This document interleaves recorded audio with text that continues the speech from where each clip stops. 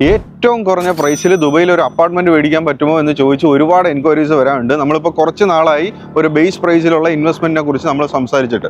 So അങ്ങനെയുള്ളവർക്ക് വേണ്ടിയിട്ട് ഒരു ഓപ്ഷൻ ഞാൻ പറയാൻ പോവുകയാണ്. സെമി ഗവൺമെന്റ് ഡെവലപ്പറായ ദയാർ പ്രൊഡക്ഷൻ സിറ്റിയിൽ കൊണ്ടുവരാൻ പോകുന്ന ഒരു കമ്മ്യൂണിറ്റി ബേസിലുള്ള ഒരു apartment structure.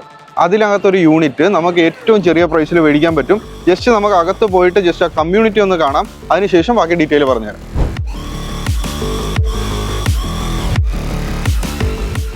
So production city എന്ന് പറയുന്നത് ഫ്യൂച്ചർ ലൊക്കേഷനാണ്. ഇപ്പോൾ ഒരിക്കലും അവിടെ ഒരു പബ്ലിക് ട്രാൻസ്പോർട്ട് ഈസി ആക്സസ് ആണോ എന്ന് ചോദിച്ചാൽ അല്ല. പക്ഷേ ഈ പ്രോജക്റ്റ് എങ്ങനെ ബെനിഫിറ്റ് ആവും എന്ന് ചോദിച്ചാൽ ഒരു ബേസ് ഇൻവെസ്റ്റ്മെന്റ് നോക്കുന്ന ഒരാൾ, ഇപ്പോൾ ഒരു 6 ലക്ഷം ദിർഹംസ് അവരുടെ ടോട്ടൽ ബഡ്ജറ്റ് ഉള്ളൂ, അവർക്ക് ഈ പ്രോജക്റ്റ് എങ്ങനെ ബെനിഫിറ്റ് ആക്കി എടുക്കാം. അതായത് ഇനിഷ്യലി നമ്മൾ കൊടുക്കേണ്ടി വരിക 10% ആണ്. പിന്നെ അത് കഴിഞ്ഞ് നമുക്കൊരു 3 months കഴിഞ്ഞ് ബാക്കി 10%.